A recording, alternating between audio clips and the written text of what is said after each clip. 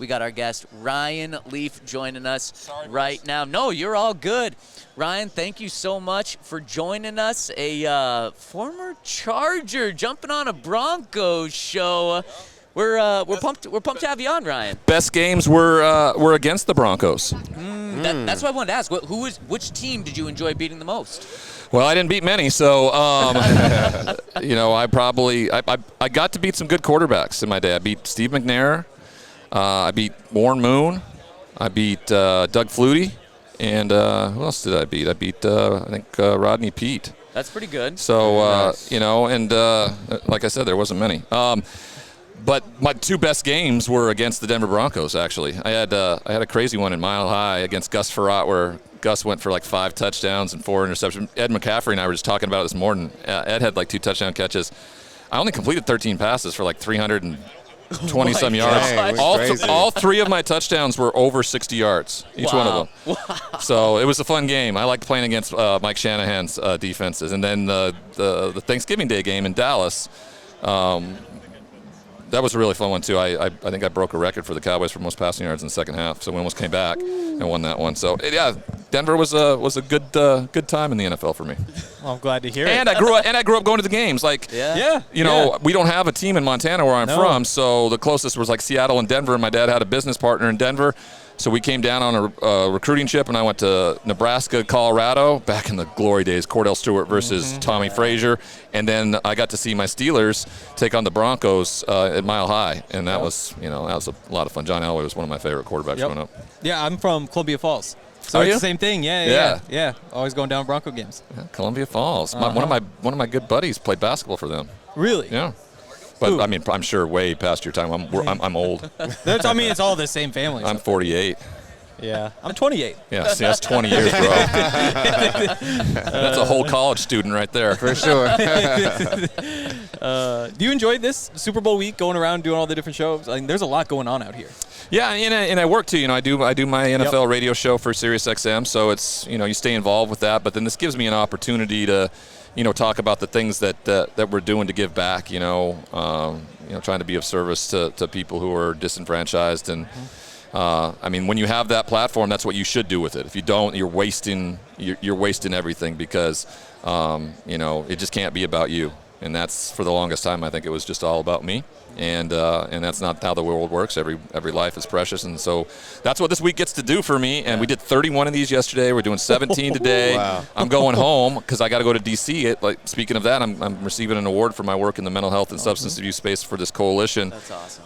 Around the military out there in D.C. And so I'm excited about that. And, we missed last year because the first time in like 10 years we didn't come to the Super Bowl because we just had a baby. And so, we didn't do it last year. And then sure enough, this year we're making it work. And then we'll be home to watch the Super Bowl. Well, Ryan, you are doing so many cool things and to help people. Can you just tell us a little bit about that? Well, mostly it's just about being, kind to people, and helping them when they ask for it. Because I think a lot of times is people just aren't willing to ask for help. They think it's weakness or whatever, Sure. And so you just be open for that. I tell people when you're, feeling, your emotions or you're feeling like life's got you down or something like that, you can remove yourself from the equation. Things that I did when I was starting to think I was a victim or things like that, I would start going down to like the homeless shelter or the soup kitchen and help out there. And a lot of times it wasn't really doing anything. I was just sitting down and listening. And because these individuals just don't feel seen or heard. And sometimes if you just sit there and listen to them and their story and look them in the eye, they feel seen. And that can go a long way. Because there was a lot of time where I just didn't. I thought people just thought I was just this POS and there was just no saving me. And a lot of the time that might have been true, but there were some individuals over the last 10 years that just really have carried me and done a lot. And so I do whatever I can. I do work with the Last Mile where I go into prisons and we try to give back in programming there so they have hope when they get out. And then I work with the Menninger Clinic, which is down in Houston. And it's one of the state-of-the-art psychiatric and substance use disorder facilities where the NFLPA, our union, has done a deal with them. So I'm usually down there quarterly, and every time I'm down there, anywhere from like 8 to 12 former NFL players will be there. And I will actually have hands-on opportunities to work with my brothers and show them that there's hope and that what they're doing is the most important thing, and that's pretty cool because I don't have access to former players. The NFL doesn't want me anywhere around them because I'm pretty critical of what the NFL does for former players and current players for that matter. So this is an awesome opportunity for me. That's really cool, and we love hearing about that and the work you're doing, and we love picking your brain about the NFL too. Bo Nix in Denver. Yeah. What'd you see from him? I mean, you got a smile right now. Do you like what you're seeing from him? Well, I was doing this yesterday. Where's my thing here? This was my quarterback rankings, May 21st, 2024. So that's what it was when I was going through my process. Okay. We got Michael Penix 1, we got Jaden Daniels 2, we got Bo Nix 3. Yeah, and that's I just think Bo was a stellar football player. I thought that his accuracy was going to be a next level at the NFL because the data shows at the NFL level the ball is thrown within 2.5 yards of the line of scrimmage, plus or minus the most ever in the history of football. So like 70% completion from when my era was, or Drew Bledsoe's, was comparatively to like 58% back then because you were throwing 8 to 12 yards down the field. And so he is incredible with that. And what makes him so great is, and no one thought that this was the case, and you saw it this year, like his play action game where he gets to lay it out down the field is unbelievable. And his accuracy down the field with some of the speedsters that they have. I did not see Sean Payton turning it around as quickly as he did, but he got the right quarterback. I think that was a big part of it. And a lot of these great coaches, you hitch your truck to a really great quarterback and you come out as a really great coach in the process. Not that I don't think Sean Payton's not a really great coach, but I do think he has been really, really buoyed by the quarterbacks that he has. And Bo Nix is going to be one of those that carries him and gives them a real chance. No one saw the defense playing the way they were this year. They all came out of kind of nowhere and played great football. And so that's a big start because I don't feel like anybody thought that was a possibility going into this year. Yeah, so Bo Nix is playing really well. So we can definitively say that they got the quarterback. They did. Now they've been looking at two other positions of need, really a dynamic tight end or a dynamic running back. If you're building an offense and you have the quarterback, which position do you feel like is more important? Tight end, because I think the running back position, I think the guys that they have are clearly capable of doing what they want them to do. They're explosive at times and catch the ball out of the backfield. I mean, you never look back at the history of New Orleans and Drew Brees and they had a bell cow running back. So I don't think that's necessary, but I do think they need a game-changing type of tight end, so that's a big deal for me this year. They got the speed, they got the size at the wide receiver position, they found the quarterback, and so I think that I just really think they're a couple pieces away.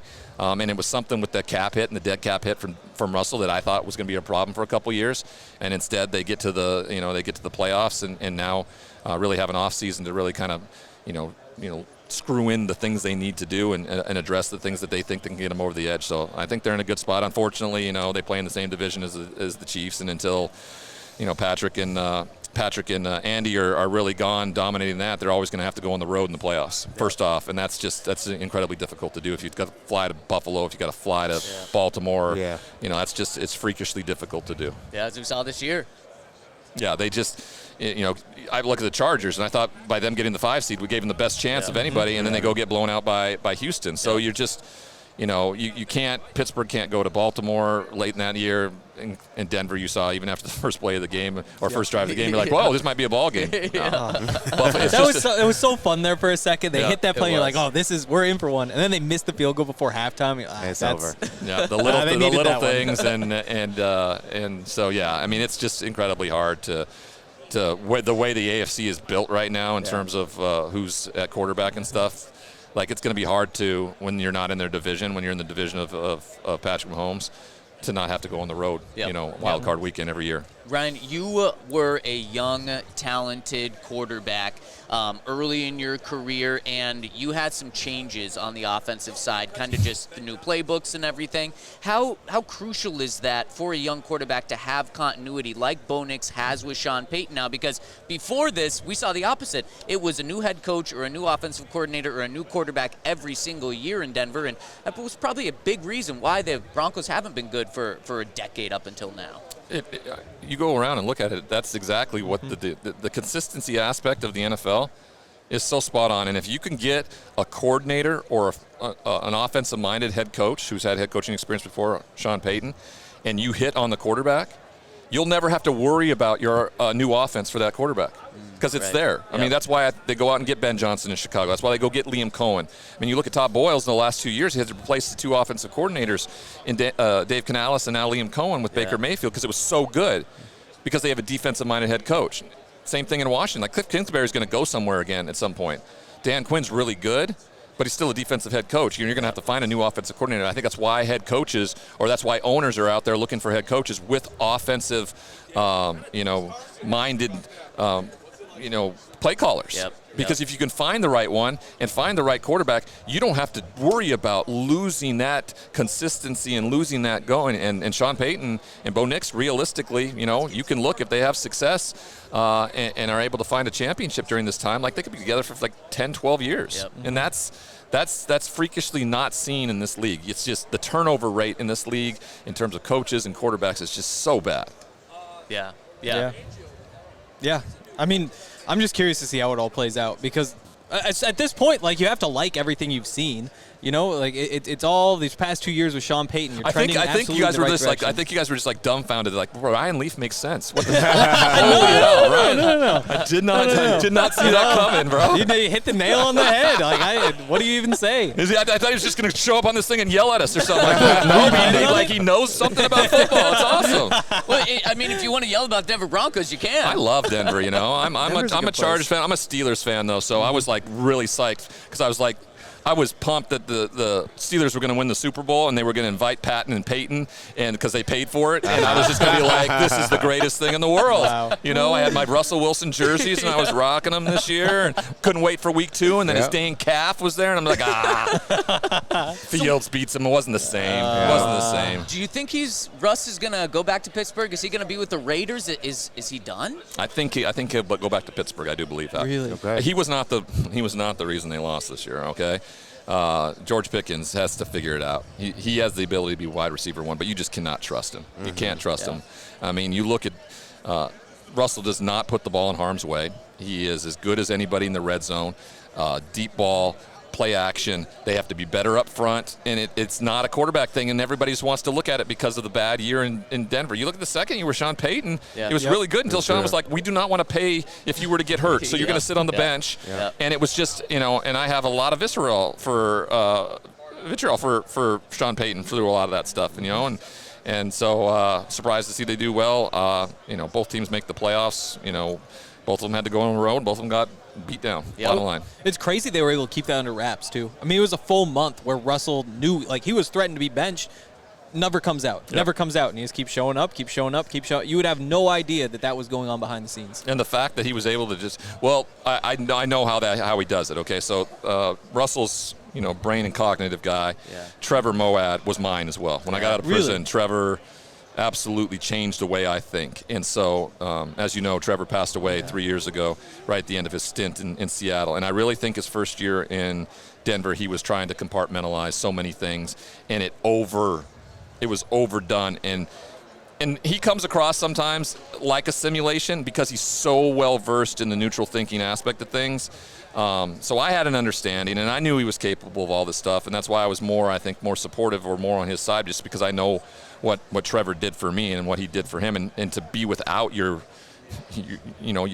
guy had to have been incredibly difficult. And I thought last year he kind of found that path once again, and I think it showed in the way he played. You've done a lot, like in the mental health space after football. Do you feel like that would have changed how you played if you had it while you were playing? God, yes. What's so strange about college is I had a sports psychologist in college, and you trust. There's a trust thing there, and I trusted him so much. And I would go see him once a week, and we'd go through things and visualization stuff. And then when I got to San Diego, I tried to use somebody else, and it just wasn't the same. And thinking about the ability you have in terms of resources and money, I should have just reached out and been like, hey, come down here and be my sports psychologist, But you just, at the time, 27 years ago, you're not thinking about those things. You're like, this is just football. I didn't have to do that in college. You don't have to do any of this differently. But guys are built different, and how you're built different. I would have done things completely different. I would have seen myself as the CEO of a Fortune 500 company. I would have gotten a nutritionist. I would have done, had my own trainer. I would have been in a little tiny, 2-bedroom condo right next to the facility. Everything you're doing is building the foundation to the second contract. That's what it's about. Because everything you place into it is building the foundation of you as a football player, as you as the CEO. And those are the things I weren't doing. I was, went out and bought the, biggest house in San Diego mentality, and it was just Down in La Jolla? Yeah, it was just not the right thing, and I didn't have the guidance. People weren't worried. People were more interested in kind of enabling me because they knew I was kind of the golden goose. Right. And that's how things work sometimes. And when you're a narcissist and people are telling you and showing you the mirror and being critical of your behavior because that's the truth, you push those people out of your life. Yeah. And you don't surround yourself with the people that have your best interest at heart. Well, I have to say, it's a really, really cool story, and I love that you're getting the word out and that you're supporting so many people. One final football question for you, Ryan. All right. You're a former Charger. You're a Steelers fan. You like Denver as well. What's the ideal way for the Chiefs to lose this game on Sunday? Not show up. Yes. I mean, there is no evidence. There is absolutely zero evidence out there that they lose these games. There's none. They win all the Super Bowls. The only ones they lost to was to Tampa, and they didn't have an offensive line. That game was over before it even started. That's different. So they didn't show up. The offensive line didn't show up. There you go. And so that's the way it happens, and they're very healthy. So, whatever it looks like, if for Philly to win this game, it has to be a blowout, 31-10. That's the kind of win that it would have to be. If it's a one-possession game, which I think it's going to be, that's just the world that the Chiefs live in. They are better at it than anybody in game management, time management, all the things that go with it. They win 31-28. Wow. Okay. Wow. Well, love it. Thank you so much, You want to give Ryan. this a run? Give it a little flick? Oh, there we Okay, go. yep. Let's see. You take it. Is it a 17-yard field goal, 30-yard field No, goal? this is a 47-yarder 47-yarder to win the Super Bowl. for the win. No time on the clock. And Eagles lose. Eagles lose. Dang. Another one if you want to try.